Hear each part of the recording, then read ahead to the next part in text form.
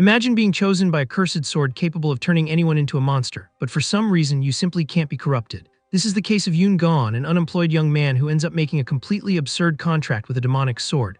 The price, all of his savings. And worst of all, after that, the sword starts following him everywhere, demanding blood and trying to make him commit evil acts.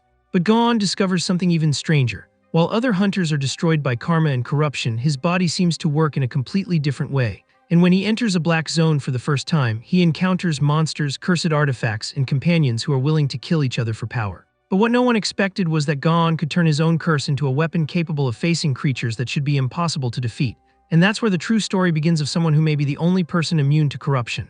Leave a like and subscribe to help me out, you cuties. A purple portal tears through the sky above the city. Soldiers seal off the area and forbid civilians from passing through. Yoon Gon walks down the street excitedly. He is an orphan who grew up struggling, but he received financial support from the government. The orphanage director advises Gon to save his allowance instead of spending it on hamburgers, promising that the money will triple. Gon follows his advice and saves it, dreaming about eating twice as many hamburgers in the future. Years later, Gon enters a bank to withdraw the money. His savings really did triple. He plans to use the money to pay the deposit on an apartment and finalize the rental contract. While Gon celebrates, a masked man appears armed with a sword. Gon asks for the money to be transferred to a specific account and also takes the opportunity to open a savings account. After paying the deposit and fees, Gon still has 65 million won left to live on while he looks for a job. He smiles, thinking his life is finally going to be peaceful. At that moment, the masked man storms into the place, slashing through everything in his path and shouting that it's a robbery. The people inside panic at the sight of an armed robber in broad daylight. The robber charges into the bank with his sword raised and announces that it's a robbery, ordering everyone to stay still. Gon breaks into a cold sweat as he watches his dream of a peaceful life collapse instantly. The robber smashes the glass entrance and orders everyone to raise their hands and not move. The customers cower on the floor in fear. He shouts again for no one to move, advancing with his sword in hand. One of the security guards reacts, pulling out a gun and ordering the robber to stop. The guard points his gun at him and warns that he'll shoot if the robber moves. The masked man simply smiles confidently. He spins his swords at a speed impossible for an ordinary human and stops in a stylish pose. His eyes glow red as he fearlessly challenges the guard to shoot. Gon understands the reason for his confidence. The robber is an awaken. Years ago, portals began appearing around the world, unleashing hordes of monsters. To fight them, warriors on the front lines risked their lives, and some of them awakened mana, transcending human limitations. These people are known as the Awakened. Realizing the danger, Gon shouts that if the robber is an Awakened, he'll easily dodge the bullet. Even so, the guard fires. The bullet slowly travels toward the robber. His sinister smile shows that the firearm poses absolutely no threat to him. With one swift strike, he cuts the projectile. The hostages scream in terror at the sight. The elderly women and the other customers scream in panic, and Gon screams as well, realizing the situation has spiraled out of control. The masked man smiles, satisfied with the chaos he created. Well, actually, he ended up looking like a complete idiot because the bullet hit him right in the forehead. Now that was truly a minus aura, minus ego moment. The robber lies on the floor after being shot. His sword remains abandoned beside him.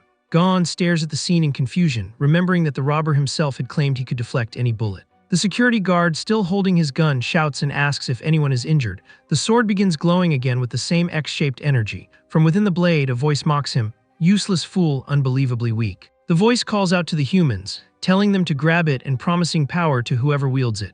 Another person screams in terror that it's a cursed artifact. The voice promises to feed on blood, accumulate karma, and transform whoever touches it into the supreme being.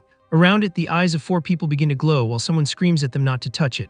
A young woman holds onto her grandmother, shouting for her to resist. The elderly woman, already under its influence, begs for power to save her husband. A mother tells her son Hyun-soo to close his eyes and count to 100, while the man below prays to escape the situation. Gon falls to his knees, consumed by the same glow, shouting for everyone to resist. He rises to his feet possessed while the others watch in shock. His eyes glow an intense purple as he whispers that it is his treasure. Someone shouts for them to stop the young man as he suddenly charges toward the sword. A colleague yells that he's under the cursed artifact's spell and that no one can let him reach the weapon. A massive struggle breaks out, with several people trying to restrain the possessed young man at once. He flies through the air with his tongue sticking out and his eyes wide open, stretching his hand toward the sword. A security guard plants himself in front of him, shouting that he won't let him go any farther. Even so, the young man quickly slips past him and heads toward the sword. Finally, a hand closes around the hilt of the cursed sword. Possessed, he raises the cursed sword, completely overtaken by its influence, and bursts into uncontrollable laughter. A man screams in horror that the young man grabbed the cursed artifact. An explosion of energy surrounds the sword and its new wielder. He falls to his knees, trembling, holding the weapon with both hands and his head lowered. The people around him realize that the young man has been completely possessed by the cursed artifact, and one of them admits how much he hates feeling so powerless to save him. The elderly woman warns that they can't keep the barrier closed forever, explaining that if it breaks, the entire city will be in danger. Meanwhile, the security guard approaches the protagonist and asks if he's okay. A sinister eye appears above Gon, with Gon's silhouette rising in its center. He has become the sword's new host. As proof of the contract between them, Gon feels his own body react. The sword's voice demands that he offer his most precious possession. Gon panics, muttering that he doesn't want to give up his most valuable possession, but the voice insists, asking whether he desires the power it can offer him. The dark entity promises him the power to dominate the entire world. It also promises him the power to stand above all men so that no one will ever be able to look down on him again. Overcome by ambition, Gon feverishly repeats that he wants that power. The voice then demands that he offer his most precious possession immediately. Gon's eyes widen. He is already holding the sword, and the security guard shouts in disbelief upon seeing that he has been completely bewitched. Gon holds the sword as a dark atmosphere surrounds him, his body trembling. Suddenly, he turns his head back and flashes a sinister smile. He leaps forward with the sword raised, and the people around him scream in terror at the sight. One of them realizes in shock that he has been completely bewitched, but what is truly tormenting Gon, as it turns out, is losing his bank account. Gon charges forward with the sword in hand, heading straight toward the bank counter while the customers scream in terror. Smiling, he reaches out and places his card on the counter. The teller's eyes widen, unable to understand what is happening. All of Gon's savings, 65 million won, are donated to the Emmanuel Orphanage. The teller confirms that the transfer has been completed. Gon stands frozen, trying to process what he has just done. The sword asks what his most precious possession was, and Gon realizes in disbelief. He just offered the 65 million won he had spent his entire life saving. He grabs his head in despair, saying that the price of power was far too high. The sword's voice calls him a pathetic fool. It mocks him, unable to believe that a contract of that level was sealed with money, and with such a strangely specific amount as 65 million won. The blade glows, and even the sword itself seems surprised. The pact actually worked. Gon demands to know where the promised power is. At that moment, a blue-haired woman approaches from behind. Gon continues, dryly stating that he already gave up his precious possession. The sword grumbles in annoyance that money is still money and that it cannot refuse the payment. The woman orders him not to move. She reaches into her suit jacket. She raises an identification badge. She introduces herself as Kang Ching-hwa from Team 2 of the Special Affairs Division of the Hunter Administration Department and orders him to drop the sword and surrender. Gon panics when he recognizes the name. The Special Affairs Division is known for killing anyone who refuses to obey. He immediately raises his hands in surrender and throws the sword away to prove that he's willing to cooperate. Ching-hwa simply stares at him in silence. She coldly repeats that she told him to drop the sword. Gon becomes confused, unable to understand why. Puzzled, he realizes that the sword has flown back and is attached to his hand once again, leaving him unable to get rid of it. Gon screams in desperation, asking why the sword won't leave his hand. At first, it responds only with silence. Then the sword explains that their contract has bound them together forever, so there is no point in trying to get rid of it. Ching-hwa coldly warns him that he isn't paying attention to her and raises her arm, which has already transformed into an energy weapon. Her mechanical arm glows as it charges an attack. She points the weapon directly at Gon, who screams in terror and begs her to wait. He tries to explain that he's attempting to throw the sword away, but the weapon interrupts him, screaming that it wants to drink.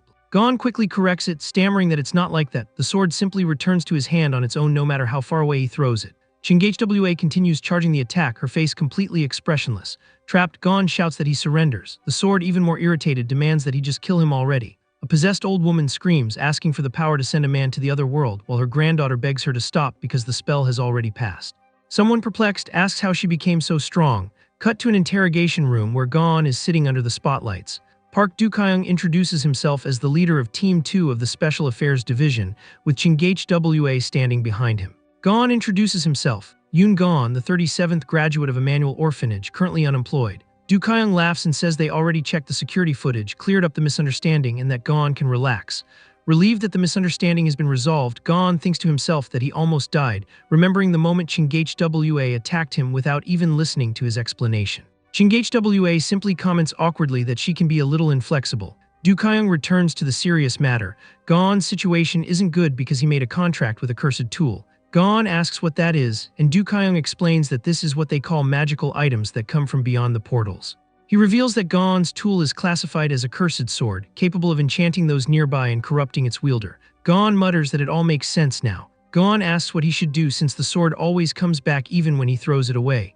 Do-kyung replies that because it is bound to him, it will be difficult to get rid of it without ending the contract. He adds that if even elderly people and children manage to resist the sword spell, it is probably only an E-class cursed tool at most. Offended, Gon mockingly laughs at the classification. The furious sword retorts that he is the one who fell for a spell like a fool when everyone else resisted it. Gon can only let out a confused, huh. Gon realizes that she is right and exclaims in agreement. He then asks about the price he paid for the contract with the cursed sword. Park asks if he's talking about the donation to the orphanage. Gon confirms and wants to know if there is any way to get that money back since it was all the savings he had accumulated throughout his entire life. Dukayong explains that even though it is E-class, a cursed sword is still a cursed sword, and reversing the causality of a contract can cause a serious side effect. Gon sighs in resignation. There is nothing he can do, and since the money ended up at the orphanage where he grew up, he will consider it a good deed. He remembers that in the end, it was only the allowance the director gave him combined with government assistance. It was never really his money. Dukayong and ChingHwa instruct him to be careful for now and to notify them immediately if anything happens. Gon thanks them and leaves. As he walks away, ChingHwa questions whether it is really safe to release a civilian carrying a cursed sword, since standard procedure requires contacting the quarantine division. Dukayong curtly replies that the quarantine division currently has no resources available. He adds that there is another reason and reaches for his own ring. His face contorts with effort as he pulls on the ring. He tries to remove it, but it refuses to budge. His eyes suddenly glow with an intense orange light. Frustrated, he admits that they cannot even remove the curse that way. With the ring still glowing, he asks whether Agent Kang can do anything. ChingHwa hesitates in silence. Finally, she answers that it is impossible. Dukayong accepts the answer. A human consumed by a cursed artifact can never escape from it. Sooner or later, they will succumb to corruption. Even so, he points out that Gon threw the sword away on his own even though it kept returning, that a child and an elderly woman managed to resist the temptation of the same weapon, and that the price paid for the contract was only money. Dukayong concludes that it is not such a dangerous item and that they can recover it at any time. ChingHwa finds it strange that Gon does not seem the least bit shaken by losing all his savings. ChingHwa asks if that could be because the sword is too weak to corrupt its wielder. Dukayong admits that it is a possibility. But after thinking about it, he acknowledges that it is not as if Gon has some kind of immunity to corruption or anything like that. ChingHwa asks if there has ever really been a case of immunity to corruption. Dukayong replies that of course there has never been one. He adds that ever since the portals opened, there has never been a single recorded case of someone being immune to corruption. Even so, he decides that for now they will simply keep an eye on Gon. Alone, Gon continues walking down the street with the sword in his hands. Nearby, an on-duty police officer thinks to himself that he would rather not have to shoot any innocent civilian that day. Gon enters a convenience store, and the clerk begins to welcome him but freezes when she sees what he is carrying. Exhausted, he grumbles that a lot happened that day and that he is starving. The terrified clerk thinks, a sword, a robber. Annoyed, Gon tells the sword to stop complaining about blood, saying that the food is for him, not her. Confused, the clerk thinks he is talking to a sword and wonders if he is crazy. He asks for nothing more than some instant noodles, but the clerk informs him that his card has no balance. Gon is confused. After all, it is just a cup of noodles. It shouldn't be a problem. Then he suddenly remembers in shock he donated all his savings to the orphanage. Furious, he shakes the sword, cursing it and demanding his money back, saying that he does not even have enough to buy food. The weapon retorts that he was the one who offered it as the price of the contract. Terrified, the clerk concludes that the robber has finally shown his true colors. Suddenly, an elderly woman nearby is overcome by the sword's temptation and screams, asking for the power to beat up her husband. Everything descends into chaos and Gon is startled, not understanding where the old woman came from. Panicking, the clerk calls the police. A police officer arrives at the scene, saying they are looking for a missing person and asking if anyone has seen an elderly woman around there. When he enters, he finds Gon holding the sword over the old woman while the clerk watches in horror. The officer draws his gun and orders Gon to raise his hands, calling him a kidnapper. Panicking, Gon shouts that it is all a misunderstanding. The possessed old woman continues screaming for blood and power. In the end, ChingHwa is the one who appears and resolves the entire situation, while Gon can only lower his head in embarrassment. A week passes. Gon walks through the city streets, stumbling along with a gloomy expression and deep dark circles under his eyes. People on the streets whisper as they see Gon openly carrying a real sword, concluding that he must be crazy. His face twists with anger, his teeth clenched. Furious, he grabs the sword and screams that everything is its fault. The scene flashes back 1 week. An interviewer calls for the next candidate to enter. 2 recruiters wait inside, one visibly nervous after hearing the sound of metal dragging across the floor. Gon enters the room with glowing eyes and a sinister smile, introducing himself as a talented individual willing to give his life for the company. Still wearing a disturbing smile, he identifies himself. Candidate number 13, Yoon Gon. The recruiters scream in panic that he is rejected, calling him a sword-wielding murderer. A rejected stamp appears across the scene. At another interview, a construction manager explains that since the job involves carrying heavy loads, carrying a sword makes things a little difficult, while Gon smiles innocently, balancing boxes with the blade hanging from his belt. Rejected again. For a sales position, the terrified recruiter tries the same excuse, but Ga-on leans over him threateningly without realizing it, simply asking to be heard. Rejected. At a restaurant, the manager repeats the same excuse while Gohan serves tables with the sword on his back, frightening the customers.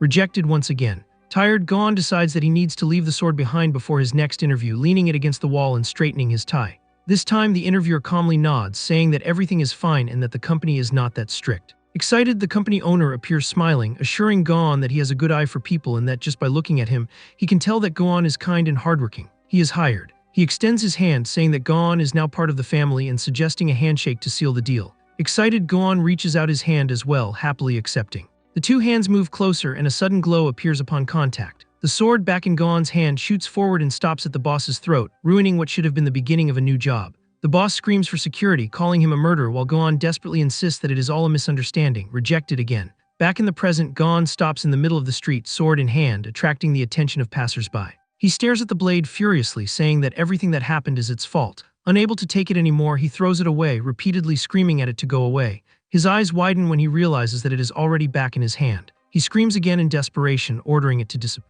The sword coldly retorts that he must not reject his destiny as its contractor, but instead shed blood and accumulate evil deeds. Confused, Gohan mutters that he is actually not interested in doing that.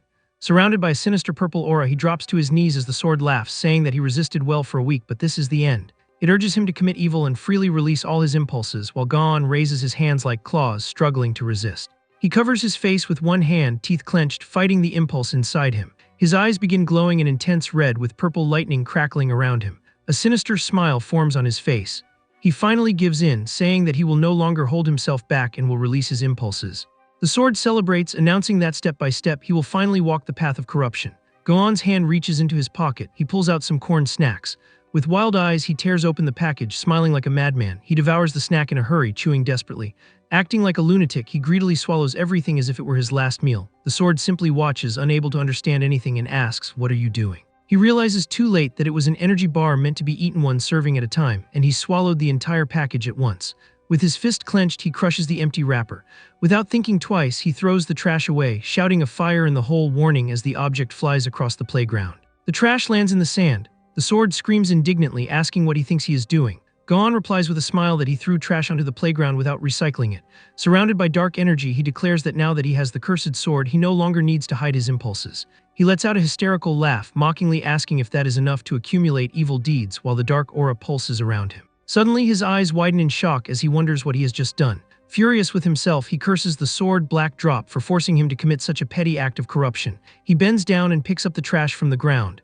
Then he throws it properly into the recycling bin. Relieved, he mutters that for now he managed to undo what he did. A sigh of relief escapes him, but then something startles him. Dark energy begins stirring around his body again. He remembers what Dukhyang warned him about, that reversing causality would bring a side effect, while Gohan writhes in pain, engulfed by purple energy. He screams in desperation as he is pulled into a dark vortex that opens beneath his feet. Suddenly, he wakes up gasping, frightened. Looking around, he does not recognize the place. It seems to be his own room, but he has no idea when he got there. Still dizzy, his expression shifts from confusion to alarm. He touches the floor and feels that it is scorching hot. Looking at the air conditioner, he realizes it is turned on, blowing hot air. Worse yet, the window is wide open with a view of tall buildings outside. Gohan screams in panic as he realizes the extent of the damage. This is pure environmental destruction. Gohan panics, wondering if by reversing causality he somehow ended up committing an even greater evil against his will. The images reveal what he did without realizing it. He only gave someone directions instead of personally accompanying them. He also failed to hold the elevator door for a man who was running toward it, shouting for him to wait. And without anyone noticing, he discreetly sat in the priority seat on public transportation. Realizing the gravity, or rather the insignificance of all this, he screams while clutching his face with his hands. In disbelief, he wonders if he really committed such heinous acts. The sword complains in annoyance, asking him to turn off the heater because it is roasting in there. Suddenly, he stops when his stomach growls with hunger. He awkwardly mutters that it is absurd to be thinking about food right after committing so many sins. The sword fires back that it is much more absurd to consider those trivial things evil deeds. He opens the refrigerator and discovers that it is completely empty. He decides to go to a mart. Among the shelves, he spots a 50% off discount tag. He smiles, satisfied with his find. However, as he walks down the aisle with the sword on his back, he frightens the customers, who react in shock. Someone calls out to him, catching his attention. Market security guard confronts him, saying that it doesn't matter if he's a hunter. No one is allowed to enter a supermarket carrying a sword. Gohan stammers, trying to explain himself, but ends up simply apologizing. At the checkout, he hands over a card to pay for his groceries. The cashier finds it strange, recognizing it as a self-sufficiency support card, the kind given to young people who leave orphanages. She asks if he is a hunter. Gon confirms that he is. Intrigued, she then asks why he is carrying a sword. The cashier starts complaining. These days, young people are always carrying swords to imitate hunters. It's dangerous, they need to have some common sense. And she recalls a recent case where some lunatic ran around with a sword right in front of the store, causing complete chaos, and thankfully no one was hurt. In the end, he manages to finish his shopping. Panicking, Gon runs out of the store, shouting apologies to the cashier while she angrily yells after him. Back at his apartment, the building stands silently beneath the clear sky. He throws himself onto the bed, relieved, and lets out a sigh. He thinks that carrying a sword makes people assume he is a hunter, but then an idea occurs to him. Does that mean hunters are actually allowed to walk around armed with swords? Curious, he grabs his phone and searches for information about the hunter profession. He discovers that ever since the portals appeared, a new profession was born to contain the monsters coming from the world of darkness. First comes the defense force, armed soldiers who fight the creatures on the front lines of the portals. Then there are the agents of the Bureau's Special Affairs Division such as Du Kaiyang and Chinghwa, discreet and heavily armed. Finally, there are private hunters, independent mercenaries who sell their services to fight monsters. Gon reads that hunters are authorized to explore the world of darkness beyond the portals, and that to become one, a person must pass the Bureau's physical test and obtain an official hunter's license. Sitting on the bed, he considers that he has heard hunters make a lot of money. Suddenly, the sword screams, demanding blood, and Gon is startled by the sudden shout. He reflects, it's only an E-class cursed artifact, one that would even lose to a firearm. Can he really become a hunter with something like this? Meanwhile, the sword keeps insisting that he shed blood and rack up evil deeds as soon as possible so he can become the ruler of the world. It continues screaming for blood, but Gon remains silent, deep in thought. He wonders if it works as blood, would it accept consuming something else instead? Determined, he grabs the sword and announces that he is going to feed it. The weapon vibrates with anticipation, begging for blood. Excitedly, it asks if it will finally get to drink something. Gon makes quick movements with his hands, almost like a Shaolin monk, leaving the sword stunned. Little by little, it seems to melt with satisfaction, as if drinking from a waterfall after being thirsty for a very long time. Intrigued, it asks why that blood is so salty. Without hesitation, Gon explains that it's because people have been consuming too much sodium these days. The sword comments, intrigued, that the smell is strange too, while in the background, plants begin sprouting. Gon discreetly enters the bathroom. The sword sighs in satisfaction, saying that was quite a delicious meal. Gon thinks to himself that urine is simply a liquid filtered from blood, so he decided to test it, and to his surprise, it actually drank it. Afterwards, he washes the blade with a hose, and the sword thanks him, thinking that a bath after a meal is excellent service. Realizing the opportunity, Gon concludes that if it accepts drinking urine, then it doesn't necessarily have to be human blood. Monster blood should work too. The sword demands to know where he got that blood. Gon smirks and jokes that he stabbed a handsome young man who was passing by. The sword, skeptical, grumbles that it actually sounds like something its wielder would do, but tells him to stop making things up. It accuses him, a coward who thinks throwing trash on a playground floor is already a sin, would never have the guts to stab someone. Does he think it's stupid? Gon awkwardly admits that he has been caught. The sword demands the truth about where the liquid came from, while Gon stands in the bathroom holding a towel in silence. Impatient, it asks why he isn't answering and then hesitates as it realizes something. Wait, that wasn't blood. It explodes, feeling betrayed, cursing him and demanding to know what he made it swallow. Calmly, Gon asks if it really matters. The sword screams, what? But he continues, what matters isn't where it came from, but whether it was satisfied and had a full belly. He then begins telling a story, a mysterious smile on his face. Once upon a time, there was a great monk named Manhwa. One night he took shelter inside a cave and, thirsty while sleeping, drank water from a bowl he found nearby. The next morning he discovered that the bowl was actually a skull, and the water he had drunk was stagnant rainwater. As he gagged in disgust, he had a moment of enlightenment. It was exactly the same water, yet it had tasted sweet the night before and disgusting that morning. All pain and pleasure are born from the mind itself. In other words, everything is a matter of perception. Gon concludes, his eyes shining like a Buddha. What the sword drank was not blood, but his very own thirst for life. Form is emptiness, emptiness is form. He finishes the philosophical analogy, leaving the sword speechless. Blood, therefore, is also empty in essence, and if you accept that blood and urine are exactly the same thing. The sword reacts in shock, repeating the word urine. Caught red-handed, Gon simply raises his hand awkwardly. Outside the building, the sword lets out a dramatic cry and Gon tries to apologize, promising to feed it real blood so it will stop crying. The next day, he decides to apply for a hunter's license. In a dark forest, a group of hunters rests beneath the trees, apparently on a mission. One of them screams in terror, his face drenched in sweat. Around him, several companions are already lying injured on the ground. He grits his teeth, sweating coldly, unable to understand how things reached this point. A smiling shadow appears behind him and the man screams in shock. Who could it be? Lol. Back in the present, Gon arrives at the Hunter Administration Bureau building. He approaches the counter awkwardly and says that he has come to apply to become a hunter. Shortly afterward, he receives his official license. Level 0 Yun Gon, number KR27S000173, issued on March 3, 2027. Surprised, he asks if that's really all, if they simply hand out the license like that. The attendant confirms it, also giving him a welcome package and warning him that he will have to purchase any additional equipment himself. She also explains that he must complete at least one hunter mission per week. If he fails to meet the quota and accumulates 4 warnings, his license will be revoked. Gon stands there silently, holding the bag, the license, and the sword. Intrigued, he asks if it's really true that there is no skill test, that this is all he needs. Gon decides to check HunterWeb, the mission app, to fulfill his weekly quota. He looks through the available options. The recommended mission appears on the screen: sample investigation in the Black Zone in Gamebuk Gu with a reward of 1,000,000 won. He excitedly shouts when he sees the amount and accepts the mission immediately. The next day he arrives at the portal site along with other armed hunters, all standing behind the security barrier. Gon looks around. He notices that everyone there is armed with rifles and finds it strange. Have firearms really replaced swords? Did that guy not even bring a weapon? Others whisper, finding it strange to see such a young swordsman who is clearly a beginner, and conclude that young people these days only have style with no substance. One of the hunters, Kim Taejin, approaches and asks if this is Gon's first mission. He confirms, and Taejin comments that he already suspected as much, since it's rare to see a hunter without a firearm these days.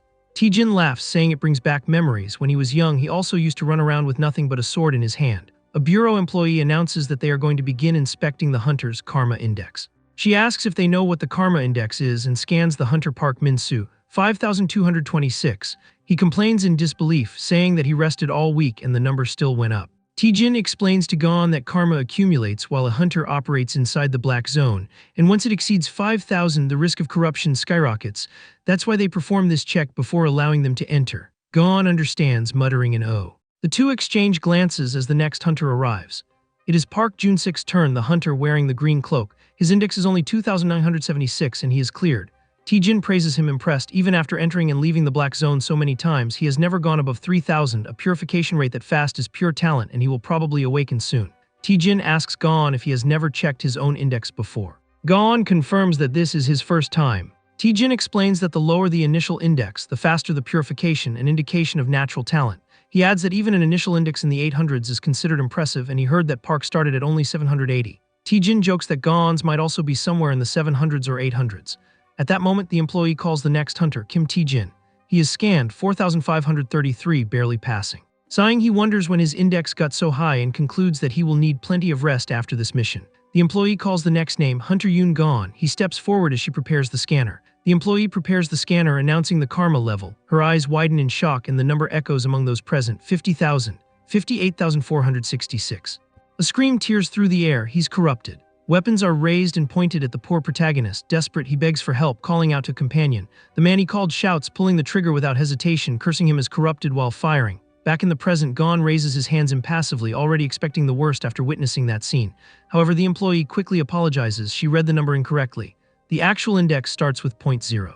Relieved but confused, Gon repeats aloud, "It's 58,466, 05. One of the nearby hunters asks what that means. The scene shifts inside the Black Zone. A purple portal glows in the middle of the dark forest. Now wearing a gas mask, Gon advances through the woods, carrying out the sample collection mission. He crouches down, collecting material with a tool, while the sword on his back whispers insistently, asking for blood. Kim Taejin sighs tiredly and suggests that the group take a break, looking back and seeing that Gon is still working without stopping. He jokes with the others that the 05 guy doesn't even need to rest since his karma is so low. Everyone laughs, and Gon, wearing his mask, simply lets out an awkward laugh. He remembers that the employee said it must have been a machine error and that they would need to measure his initial index again after the mission. Intrigued, he wonders why the machine had to malfunction precisely when it was his turn. The group gathers and someone asks if they found anything. One complains that the mission is a complete failure, another adds that he only found weeds and it would be nice to at least find a poisonous mushroom. Suddenly, Kim Taejin starts coughing and wheezing. His eye behind the mask glows an unhealthy red, a clear sign of corruption. Alarmed, Gon approaches and asks if he is okay, recognizing the symptoms of corruption he had seen before. Another hunter shouts worriedly, calling for Kim Taejin. Without wasting time, Taejin injects something to stop the corruption. He coughs, gasping for breath and sweating heavily, his eyes redden behind the mask. Taejin assures them that he is fine, saying that a dose of morphine solves the problem. He reprimands Gon, warning him not to overexert himself just because his karma is low, even he can still experience symptoms of corruption. He recommends resting well after every mission in the Black Zone and always checking the gas mask filter. Someone's legs move tensely through the grass. Park Jun-sik approaches, commenting that a single mistake can make the karma index skyrocket. Another hunter greets him, asking if he found anything after being gone for so long. Jun-sik confirms that he did and calls everyone over, questioning how long they are going to keep picking herbs for pocket change, and reveals that there is a goblin settlement nearby, exactly the place the officials ordered them to avoid. A goblin roars, raising a stone hammer. 3 hunters fire their guns at the advancing horde. More goblins charge at Junsik, who prepares himself with a low grunt. He activates a skill, his fist glowing red, acceleration. In a series of strikes, he takes down the goblins one by one with superhuman speed. He leaps through the air, taunting the enemies and saying they are too slow. Watching from a distance, Gon concludes that he would have absolutely no chance of entering that fight with only a sword. Suddenly, the sword smells fresh blood and instructs him to follow in that direction. Gon looks at 2 thatched huts in the distance and asks if that is the place. A goblin leaps at him, swinging a club. The sword mutters, almost apologetically, saying that it knows its master is far too kind, but in a moment like this. With one swift strike, blood splatters. The goblin is killed before Gon even understands what happened. Confused, he asks what that was, while the sword is surprised, never imagining that the idiot could actually do something like that. It grumbles that it always thought someone like Gon would never fight, the kind of person who would say that violence is wrong and that life is precious. Gon remembers with a smile that this was exactly what the orphanage director always used to say. Gon, no matter what happens, you must never use violence against people. In the memory, young Gon excitedly asks if that means it's okay as long as they aren't people. The director smiles and gives him a thumbs up. Correct answer. Back in the present, with the goblin already dead at his feet, the sword exclaims excitedly that it has been a long time since it had a real meal. Gon feels something strange entering his body through the blade. The sword explains that is karma, and to absorb it, the victim's soul must be absorbed along with it. It continues disdainfully. Foolish hunters only absorb the leftovers and then complain about karma. To truly grow, you have to absorb both the karma and the soul at the same time, just as it has done. Elsewhere in the forest, a hunter holds a knife, satisfied, commenting that 50,000 won for a goblin groin is quite a good deal. He suddenly remembers that he forgot to cut off the part worth the reward. Seeing Gon return, another hunter asks what took him so long. Gon explains that there was a goblin near the hut and that he already took care of it. One of the hunters checks and congratulates him on his first hunt. Park Junsik decides to leave the remaining goblins for later and focus on finding the agreed-upon artifact, since he has a feeling their leader is nearby. The others agree. As they move forward, one of them is already dreaming big. If they find the artifact and sell it on the market, it should be worth at least 10 million won, enough to not have to worry about money for a long time, and he plans to take his daughter to an amusement park with the money. Another plans to combine the money with his savings to buy an engagement ring. The group reaches a hut surrounded by skulls impaled at the entrance, clearly the goblin chiefs. They approach cautiously, weapons raised. Suddenly, someone screams in shock after spotting something inside. There are several dead bodies lying on the ground, but who did this? In the center of the destruction, the silhouette of a goblin shaman appears, simply bizarre. The goblin's eye glows an intense red and someone murmurs hesitantly, "That is." The revelation comes next. It's a goblin shaman. The creature screams, raising its staff and casting a spell in a strange language. It screams even louder, concentrating its power. Before it can finish the spell, one of the hunters fires, hitting it directly in the head and dropping it instantly. Surprised by his own reaction, he admits that he got scared and ended up shooting without thinking. Another hunter reassures him, saying that he did the right thing. Someone crouches down and removes a ring from the dead shaman's finger. Examining it, the hunter gets excited, thinking it looks expensive, but soon becomes worried, hoping it isn't a disguised monster since that would lower its selling price. Gon asks if he can take a look too. The hunter agrees, but warns him not to equip the ring under any circumstances, just in case it is a monster. The sword whispers fearfully that the ring should not fall into that boy's hands. Ignoring the warning, Gon puts the ring on his finger, delighted, exclaiming that it is his precious. A flash of light surrounds him, and his consciousness appears in a luminous void, as if his soul had been projected somewhere else. Ring asks if he desires power. Gon flatly answers no. Surprised, the ring repeats the question and he confirms that he doesn't need things like power. The ring insists that it can give him anything he wants. Wide-eyed, Gon asks if it can even get him a large bulgogi burger combo from Hemdiria. The ring stammers, unable to understand. Mockingly, Gon concludes that it probably can't. Offended, the ring shouts that it can, that of course it can. It then demands a sacrifice in exchange. Gon asks what he would have to offer.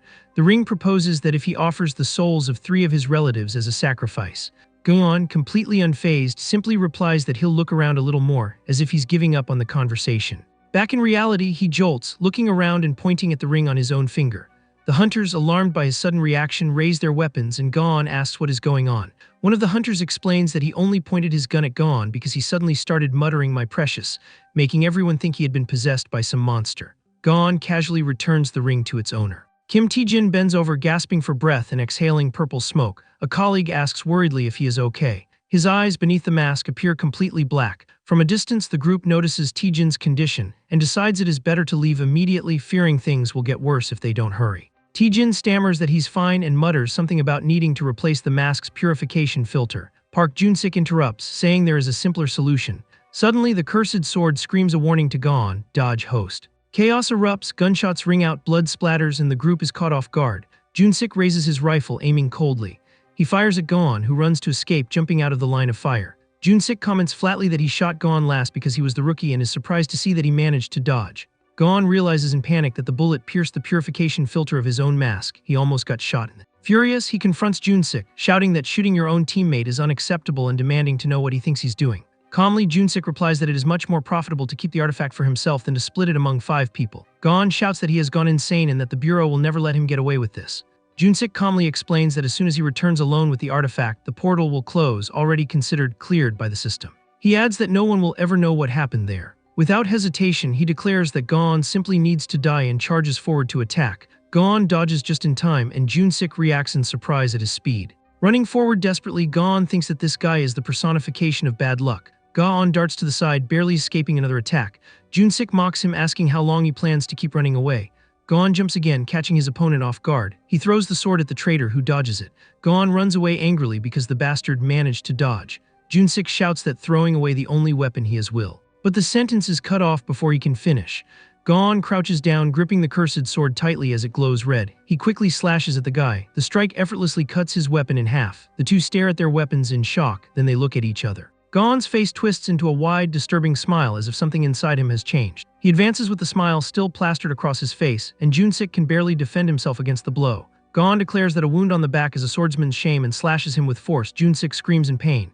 Wounded, Junsik activates his acceleration ability once again and speeds away. Gon gives chase, shouting and asking where he thinks he's going to escape to. Junsik runs in terror, drenched in sweat. Gon quickly catches up to him, still smiling, saying that he won't kill him, he just wants an arm. He calmly insists that he is only going to cut off one arm, ordering him to stop running.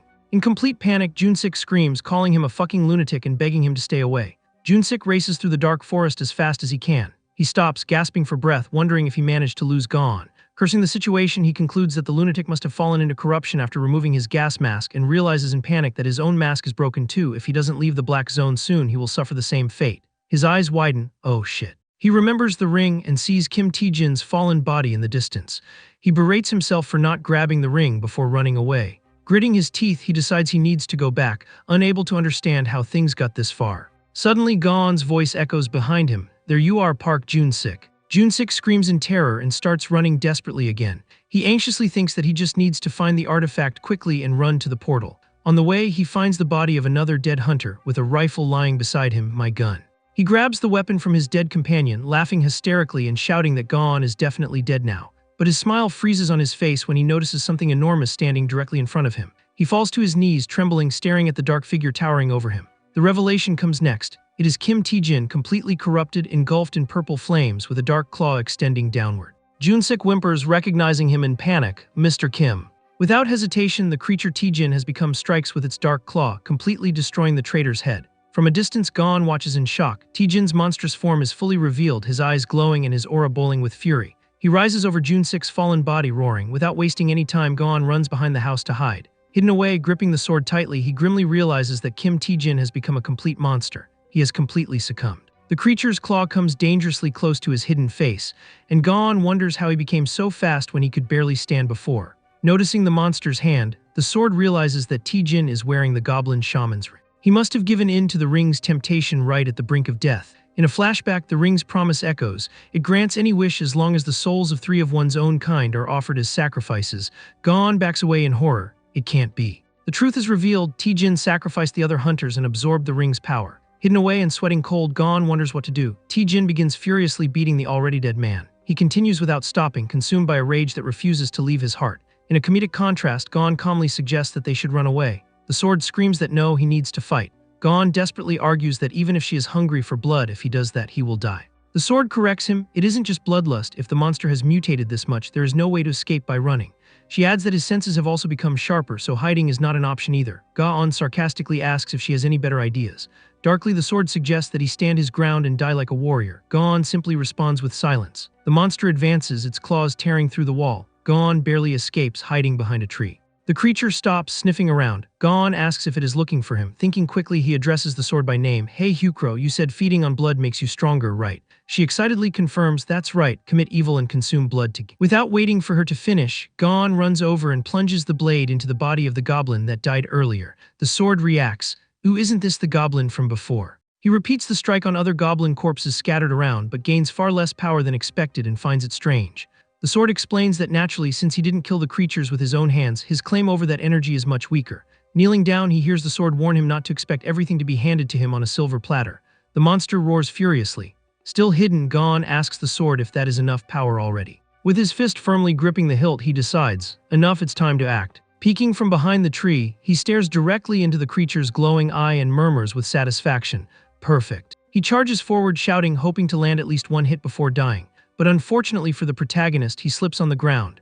Luckily, the monster doesn't see him and he hides behind the tree again, saying that he's going to die anyway. The sword reminds him that Tijin's corruption is still recent, so it makes sense that he is able to resist the attack. Suddenly, his eyes narrow and he remembers something important. If I remember correctly, it's here. He runs toward the pile of goblin corpses stacked near the cabin, the same ones the group had collected earlier. Raising his hand, he points the sword directly at the pile. He plunges the blade deep into it, shouting for Hukro to drink it all. The stone embedded in the sword vibrates with ecstasy, reacting to the absurd amount of power. A column of red energy erupts from the sword, a veritable river of karma being drained away.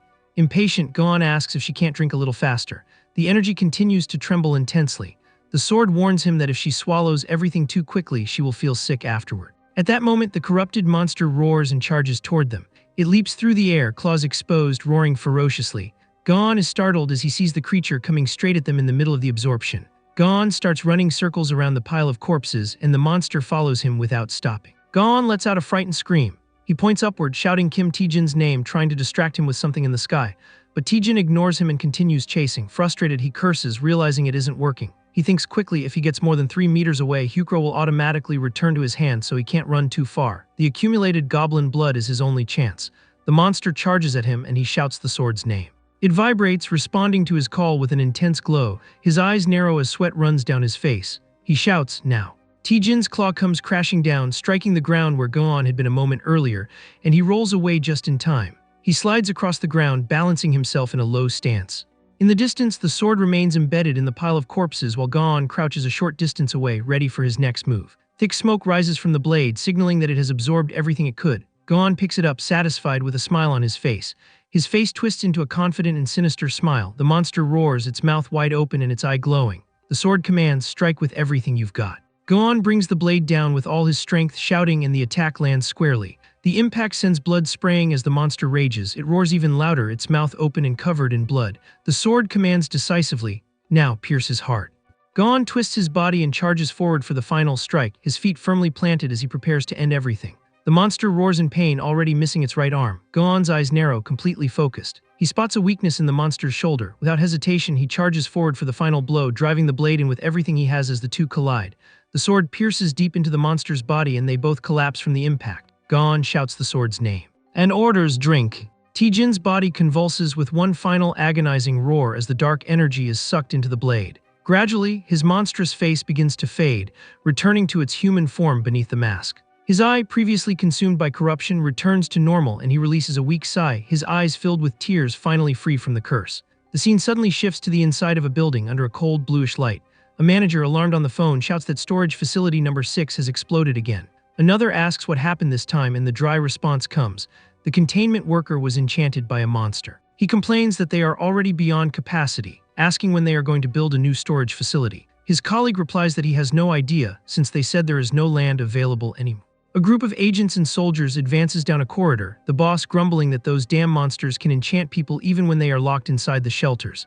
A sign identifies the location, Shelter 6. We see Kang Ching and Park Dukayung there. Park says, Manager Kim, you've arrived. Someone asks Team Leader Park where the rest of the team is. He replies that they are on their way, and as soon as everyone arrives, they will move in and contain the situation. Everyone should prepare themselves. One of the agents complains angrily that those monsters should have a garbage dump just for themselves. Another sarcastically adds that it would be great if they could simply throw them all away. Finally, Dukayung watches in silence. Back in the clearing, Gon lets out a relieved sigh, examining the goblin shaman's ring that he recovered between his fingers, quietly repeating the word garbage dump, before letting out a relieved phew tilde. Standing over Kim Tijin's unconscious body, now free of corruption, he holds the bloodied sword and wonders tiredly if it is finally over. Back at the base, the Karma scanner shoots a beam of light over Gon's hand. Dukayung reads the result aloud, 1865, and comments seriously that it has dropped even further than last time. Sitting in the interrogation room, he explains that the index was at 6,300 when Gon returned from the portal, but in a very short time, it had already plummeted to 1,800. He acknowledges that Gon easily rejected the cursed artifacts contract. Gon confirms with a simple yeah. Du Kayong adds that he even managed to restore someone who had already succumbed to corruption. Looking directly at him, Du Kayong says that if all of this is true, he has a request to make. He asks if Gon would be willing to become the Bureau's trash can. Confused, Gon repeats without understanding, a trash can. Embarrassed, Du Kayong quickly corrects himself, explaining that what he actually meant to ask was whether Gon would be willing to become the Bureau's storage vault 7. Du Kayong continues more seriously. Restoring Kim Tae-jin, who had already succumbed to corruption, back to normal is an unprecedented event. He explains that there are rare cursed tools capable of absorbing karma, but absorbing large amounts usually corrupts the person using them. However, Gon does not suffer from corruption even after absorbing massive amounts of karma, and he can digest it all at an impressive speed. Furthermore, his baseline karma index is abnormally low, only 0.58.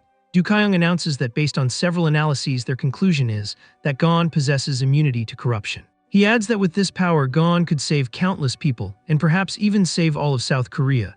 Processing the information, Gon quietly repeats immunity to corruption, and asks what he meant by storage vault. Du Kayong explains that the Bureau maintains vaults to store dangerous cursed artifacts, swords, crowns, daggers, masks, all surrounded by dark energy, but storing a single artifact like that costs at least tens of millions of won.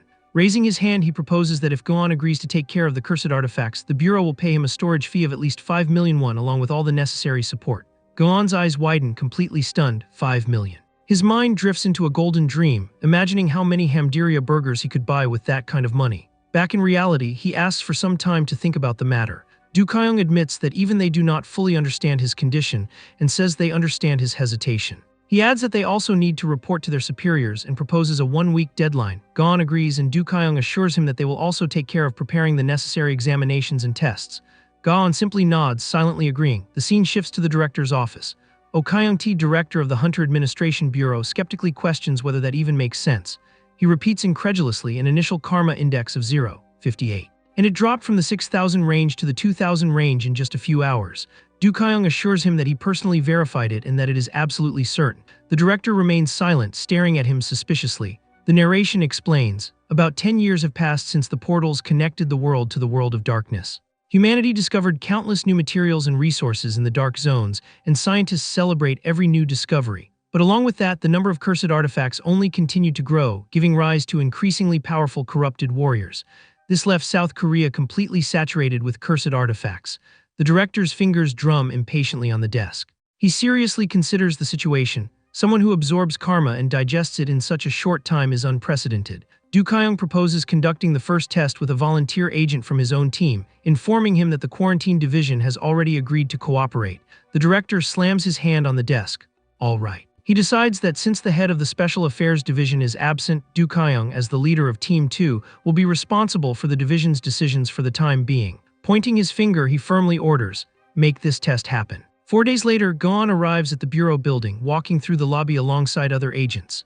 Du Kayong greets Gon, asking if he has been doing well. Gon replies that he has, saying that he has been doing a few hunter missions here and there, and excitedly mentions that he also recently awakened his mana. Surprised, Du Kayong asks if he really awakened it. Gon confirms that as Hukro digested the absorbed karma, his own mana awakened as well. He then asks how Hunter Kim Tae-jin is doing. He admits that he still has not managed to visit him at the hospital. Du Kayong reassures him, saying there is no need to worry, Tae-jin has already recovered and they even reattached his arm through surgery. Relieved, Gon comments that it is a relief to hear that. The elevator doors open onto a new floor and Gon looks around curiously. A group is waiting for them, armed soldiers, a man in a suit, and Kang Ching-hwa.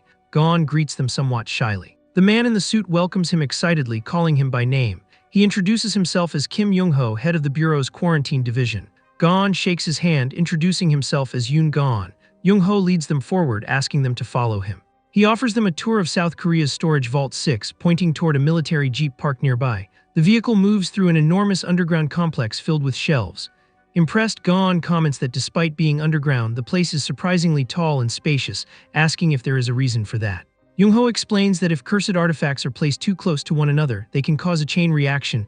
If someone becomes enchanted and grabs one of them, they will try to grab all the other cursed artifacts nearby as well. Gon is startled by the revelation. They stop in front of a large block. Surprised, Gon notices that it is completely sealed in concrete. Jung-ho confirms that an ordinary person would not be able to break through it even after hammering at it for 100 straight days, and inside there is still a solid steel vault for double containment. The jeep stops and Jung-ho gets out excitedly. All right. He suggests taking out a few artifacts to test right away, lightly tapping one of the concrete blocks. How about this one? Do Kyung and Ching-HWA become furious. The two of them start pounding on the stone with all their strength. Jung-ho explains that since the truly dangerous artifacts are stored much deeper inside the vault, they will start by testing the low-grade ones first. Suddenly he stops, sensing something strange, sweat running down his face.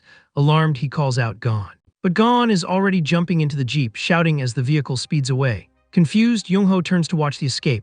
He and Do Kyung exchange panicked looks. What is he doing? Could he possibly be going after the high-grade artifacts deep inside the vault? The jeep speeds forward, driven by a completely possessed Gon, his eyes scribbled with darkness as a sinister voice echoes, Come to me. His face twists into a deranged smile, his eyes glowing purple, his tongue hanging out, his hands gripping the steering wheel like claws. The alarm goes off. An employee screams over the radio that an intruder has entered Restricted Zone 2. The jeep heads straight toward the special restricted zone, smashing through the containment barriers. It passes through the blockade without slowing down.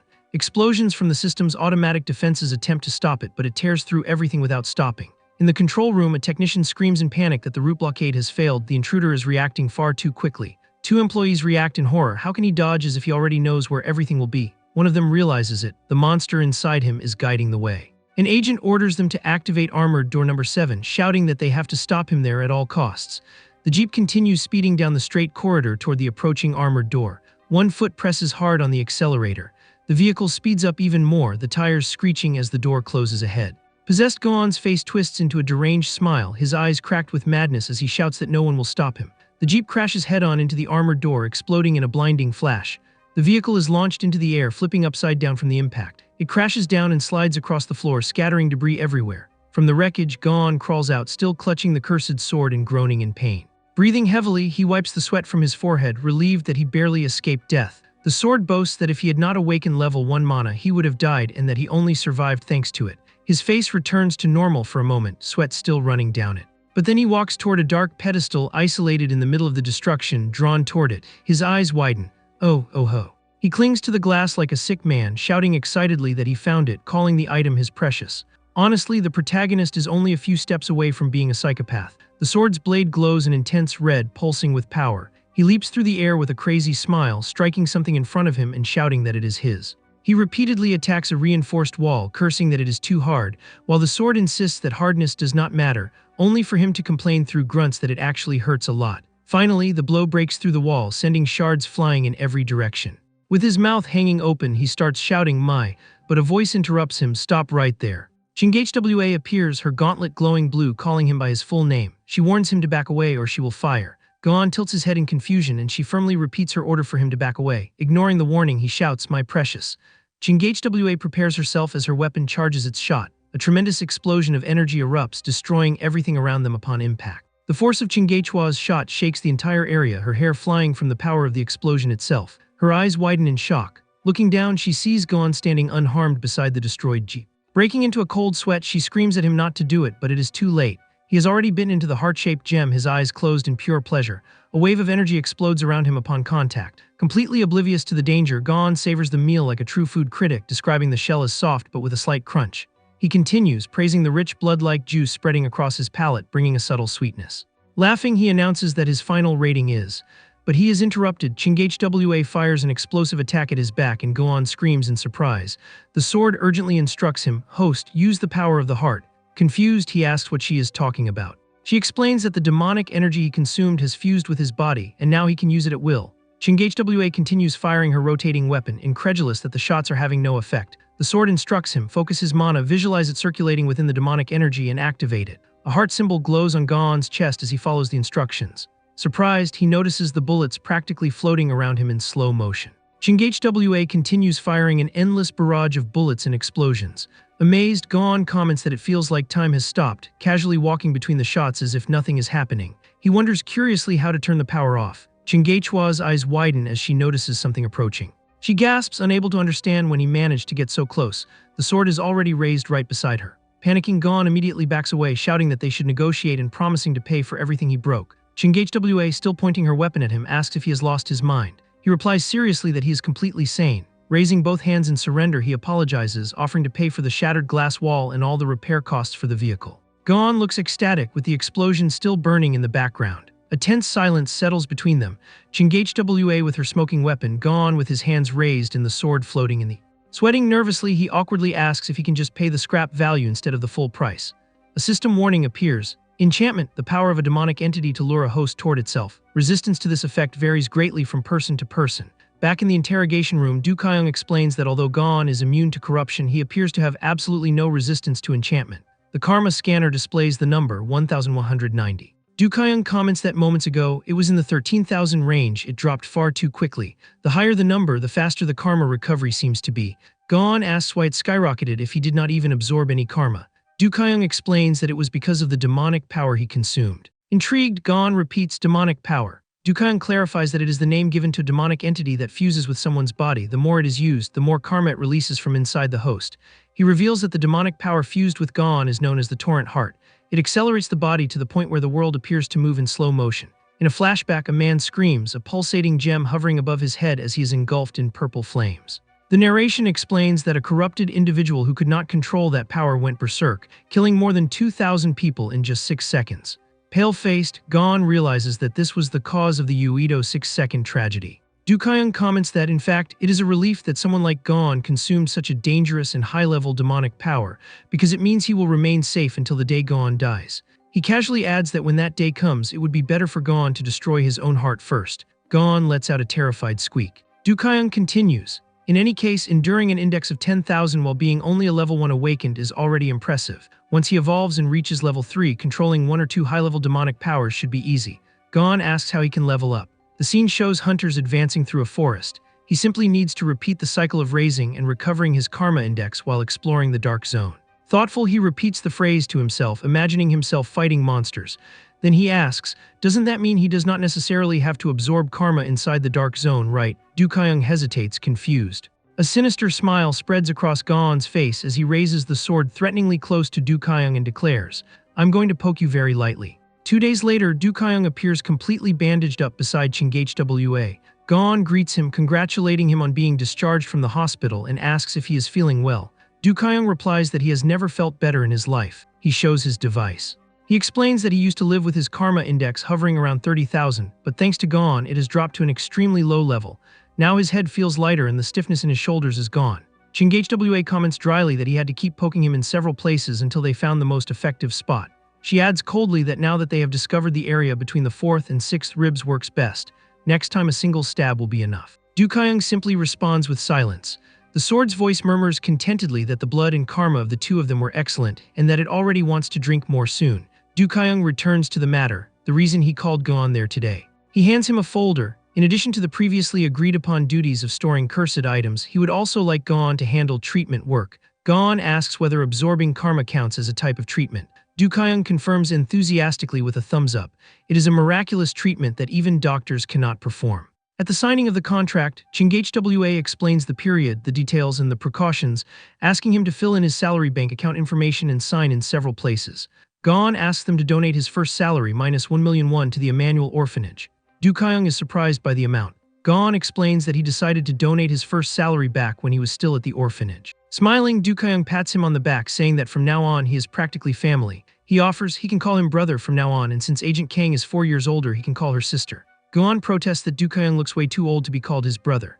Sweating, Du Kyoung mutters that he is only 28 years old, while Gon screams internally, unable to believe how much that exhausting life ages someone. Chingachwa grumbles to herself that she never should have become a sergeant carrying a box.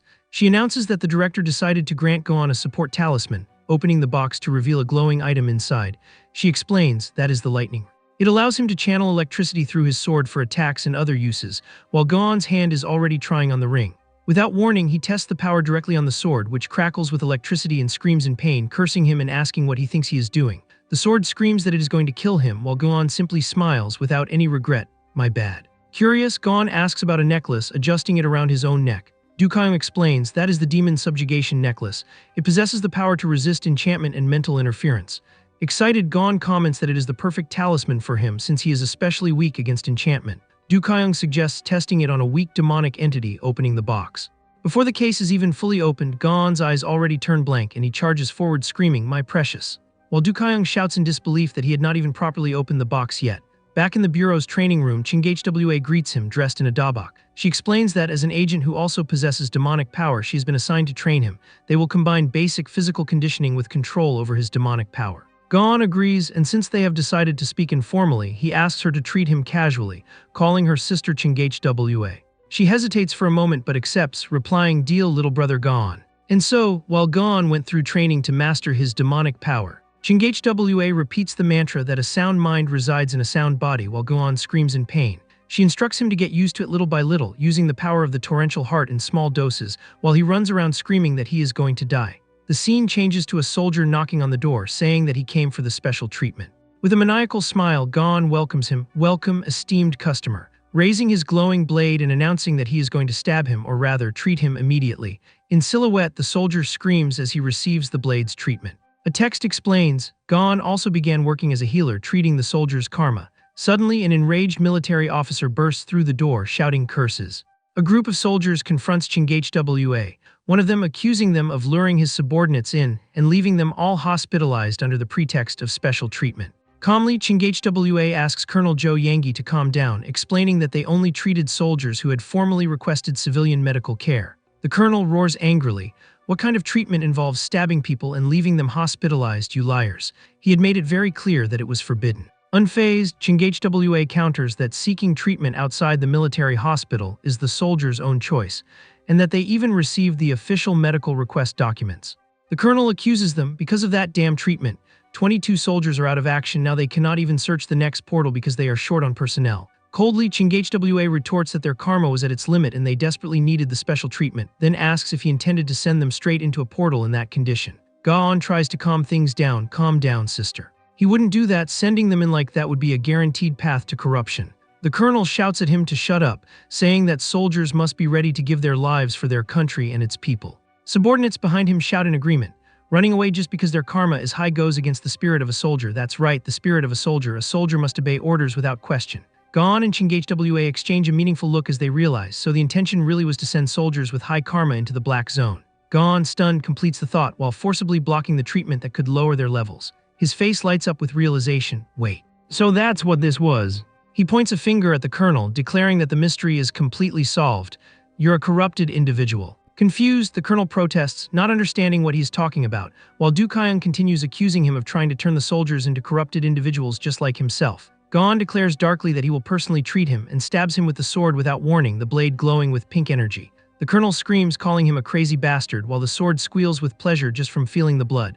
The scene changes. Gon is squinting beneath the bright sunlight, grumbling. He walks out of a police station building, relieved, commenting that the air of society feels different and that the sun after being locked up for so long is blinding, as if he had just gotten out of prison. Du Kaiyang waits outside, wearing sunglasses, waving and joking that even though he was only detained for an hour, maybe he should buy him some tofu to celebrate his release.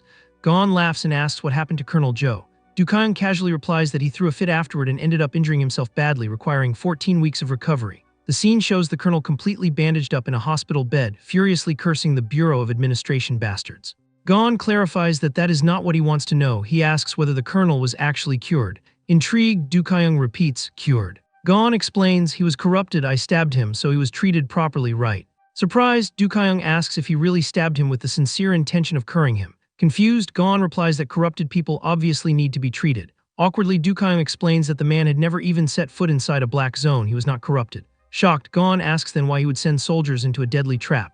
Du Kaiyang explains, if the number of missions completed by the search team decreases, it hurts his promotion evaluation. Gon exclaims in disbelief that it is insane that the guy does not even seem human. Du Kaiyang shrugs, that's the army. Relieved, Gon mutters that it is a good thing he is a hunter. Changing the subject, Du Kaiyang warns him that this time they have a mission in the black zone and he needs Gon's help. The final scene shows the portal site, tense soldiers standing guard and the purple glow of the portal nearby, ready for the next mission. Gon greets Du Kaiyang, receiving a simple "You're here" in response. He introduces them. This is the first time they are formally meeting, right? Then he introduces the members of Special Missions Team 2, Agent Jang T-Sik and Agent Min Du-Hyan. Excited, Jang T-Sik comments that he has seen Gon training several times and now they will finally be working together. Min Du-Hyan simply introduces himself, brief and concise. Gon greets them, saying that he hopes they have a good partnership that day. Du Kaiyang warns that, however, things have become a little complicated. Gon asks why.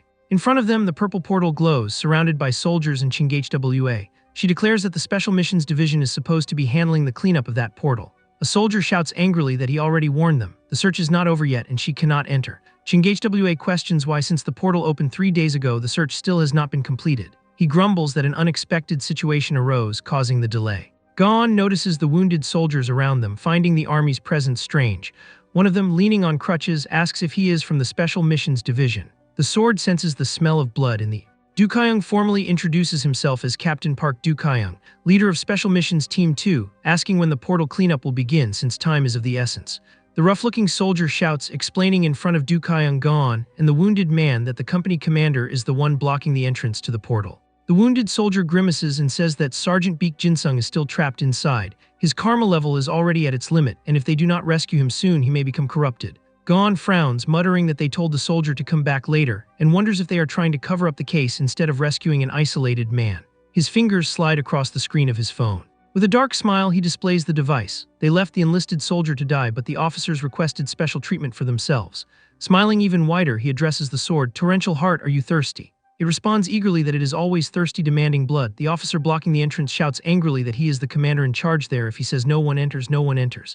With his phone in hand, Gon identifies him. Company Commander Park Man-ho, right. You requested special treatment too, didn't you? You're right here on the list. The commander recoils in shock. What? The next moment, the two of them scream together as the cursed sword's blade pierces the commander, with the caption announcing, beginning the treatment you requested yourself. The soldiers recoil in terror, recognizing that crazy bastard again. One of them whispers that even Colonel Zhou Yangi had not been enough for him. Smiling, Gon checks his phone again. The next commander in charge is First Lieutenant Zhu Yangwu jolts, realizing that he is next on the list. With a maniacal smile on his face, Gon asks if the lieutenant also requested treatment before driving the blade into him. The lieutenant screams in pain as he falls, while the other soldiers watch in shock. Gon mutters while scanning for the next target, the next commander in charge. He completes the thought with an even wider smile, or rather the next patient. He charges forward laughing, shouting that he is going to treat all of them, spreading chaos. Those watching from a distance nervously wonder if it is really okay to let him do that. Beside Dukayung, ChingHWA asks expressionlessly whether that really counts as medical treatment. Dukayung seriously confirms, yes, it is genuine medical treatment. The scene changes to the team advancing through the forest of the Black Zone. Dukayung in front, followed by Gon, Jang Taesik, Min Do-hyun, and ChingHWA. He warns, keep this in mind. He explains that their mission is to clear and close the portal, and if possible, rescue Sergeant Baek, who is missing. ChingHWA adds that according to reports, he entered the fog on his own. It is possible that he was enchanted. Confused, Gon asks why they are not wearing gas masks. ChingHWA explains that once Mana awakens, they are no longer necessary. Suddenly, she startles, glancing behind her where Min Do-hyun grips his sword firmly. Her wrist device detects something 500 meters ahead. Life form thermal signature confirmed. Dukayung makes quick hand signals, commanding the group with precision. Everyone advances together, weapons at the ready, moving cautiously through the forest. ChingHWA asks Gon to move ahead and serve as support for her shoulder. Not quite understanding, he obeys, asking if this is how it is supposed to be, while she rests the enormous rotary weapon on his shoulder. The gun barrel releases smoke pointed forward. She fires a devastating barrage of bullets and explosions. ChingHWA's barrage explodes against the werewolves, who howl in pain amid the flames. One of the wolves charges at Gon. He stares directly at one of the wolves, sweating. Jang Taesik blocks an attack with his shield, then he knocks two wolves backward with a strike from his shield. He swings a chain with a spiked ball at the end. The attack lands squarely, knocking down several enemies at once. Min Do-hyun drives his spear into another charging wolf. From a distance, Dukayung watches the scene and asks if he should help too. Taesik shouts at him to stay out of it. It is the leader's job to command, not fight. ChingHWA adds that since they are in a forest, he would only cause more trouble if he joined the fight. Meanwhile, the cursed sword complains impatiently, asking why Gon is standing around and demanding that he hurry up and get some blood. He comments that there does not seem to be anything left for him to do there. He moves away a little, confused. Suddenly, a thick fog surrounds him. Taesik shouts a warning about the fog, asking when it appeared and what it is. Gon stops, hearing something, a musical sound. Purple musical notes float through the fog. Enchanted, he murmurs about how beautiful it is, walking deeper into the fog and following the sound. The sword calls out to him in confusion, asking where its host is going. It screams again urgently, telling him to snap out of it. Gon's eyes suddenly regain focus, startled as if he had been shaken out of a trance. A beautiful elven woman with silver hair appears, saying, "You've arrived." Shocked, Gon exclaims, "An elf." She confirms with a smile that yes, that is what they are called. Gon asks if she saw a soldier named Baek Jinsung. She explains that strangers often get lost in the fog and that they are keeping him safe in their village. The sword mutters suspiciously that anyone can tell the elf is suspicious. That is not protection, it is kidnapping. The elf smiles gently, asking if he would like to go to the village with her. Enchanted, Gon blushes and eagerly accepts. Yees. The sword panics, realizing that he has completely lost his mind, screaming his name non-stop, but they're in trouble since he is enchanted and can't hear her. Completely smitten, Gon murmurs about how beautiful it is to see such a gorgeous person showing so much kindness, asking if there is anything he can do to repay her, while the sword realizes, calculatingly, operating inside a black zone rapidly accumulates karma. Her eyes light up as she concludes, then this elf who lives here must have accumulated an enormous amount of karma. He sweetly thanks her for treating him with such kindness. She modestly replies that it was nothing. With a manic smile, he declares that, since he is so grateful, he will give her a payment, stabbing the cursed sword into her without warning. She screams in pain and shock. The sword comments darkly and amused that this guy is the type who stabs people out of pure goodwill. Laughing, Gon orders the sword to absorb everything. She gasps, "Ah, right." He continues, insincerely apologizing and asking her to stop struggling because it's dangerous, while the elf screams in agony. Two elven warriors appear, shocked, shouting, "Princess." One of them yells, asking what he thinks he's doing. Surprised, Gon repeats, "You were a princess." She screams that she was and demands that he let her go immediately. The two guards raise their swords, demanding that he release the princess, calling him a damn coward. Stammering, Gon tries to explain himself, saying he knows how it looks, but he's only treating her. One of the guards snaps back that he shouldn't come up with such an excuse. Internally, he admits that even he thinks the situation looks extremely suspicious, but decides that the misunderstanding will be cleared up as soon as the treatment is finished, so he just needs to endure until then. He proposes a deal, shouting, "Let him meet Sergeant Beak first, and he will release the princess as soon as they reach the village."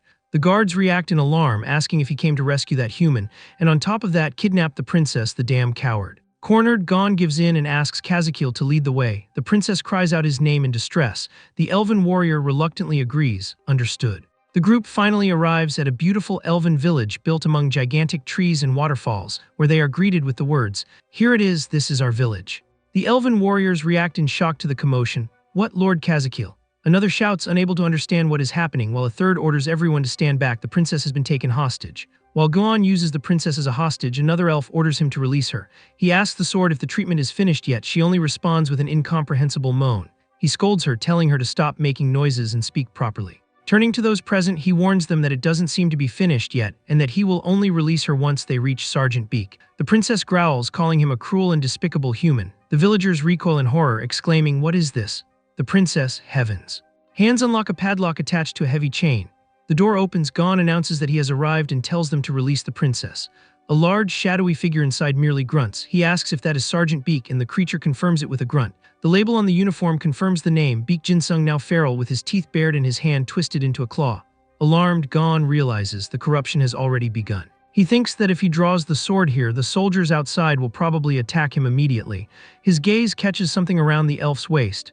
Is that a flute? He recognizes it instantly. It was with this same flute that the princess enchanted him earlier. Then Sergeant Beak must have been affected in the same way. He quickly grabs the instrument while the princess struggles, trying to stop him. Unfazed, he declares that, believe it or not, he won a prize in the Emmanuel Orphanage Recorder Competition and begins to play, mystical energy escaping from the instrument. Beak reacts to the melody, his fierce demeanor faltering with a confused grunt. Relieved, Gon notices that it is working, but an arrow is heading straight toward him. He activates the power of his cursed heart, glowing intensely, torrent heart double acceleration. His face contorts with effort as he dodges the arrow at high speed. Suddenly, the princess manages to break free from his grasp. He is startled, still holding the sword and flute standing over her fallen body. The elven warriors roar in fury. The princess is free. Kill him. The swords clash in a flash of blue light as Gon desperately shouts that it's a misunderstanding, that he was only treating her, begging the princess to say something that would clear everything up. Gon curses, "Damn it," as the swords collide in showers of light while the princess lies unconscious on the ground beneath them. She has finally passed out completely. He intensifies the power of his cursed heart. Torrent heart triple acceleration, his body tense from the strain. The blades continue to clash, sparks flying with every strike. One of the warriors roars furiously, accusing him of injuring the princess and stealing the flute of the world tree, swearing that he will skin him alive and devour his raw flesh. Gon backs away, bewildered, muttering that it's insane for an elf to say such horrible things, but then he hesitates. Wait, an elf saying something like that? The warrior's face twists completely, his eyes reddened and bulging, his mouth wide open in a monstrous scream of die. The truth is revealed, he is corrupted. The battle resumes against the corrupted creature, the blades crossing relentlessly. Determined, Gon roars that he needs to be treated, activating Torrent Heart quadruple acceleration. As the elf attacks, he disappears from her front and stops behind her. The other elven warrior reacts in shock at what she sees. She is struck head-on, screaming in pain as blood splatters. Standing over her fallen body, Gon comments coldly, "You're slow even when falling." Finally, she falls face first onto the ground. Surprised, Gon blinks, noticing that he still has plenty of mana left while the sword burps in satisfaction. Phew, finally digested all of that. More elven warriors arrive running, shouting that Lord Kazakil has fallen, calling him a despicable human and ordering them to kill him.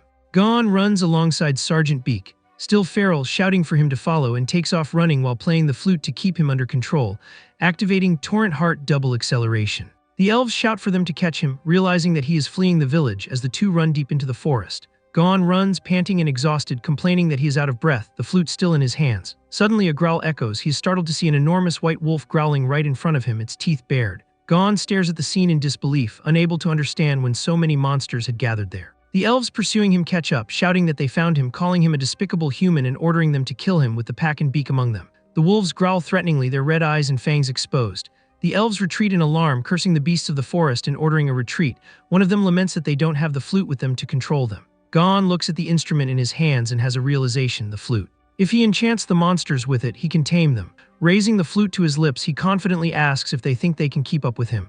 He begins to play, declaring that now they will dance to the sound of his music, the melody spreading throughout the forest. The wolves answer the call, howling and rising under his control. The entire pack is now surrendered to his will.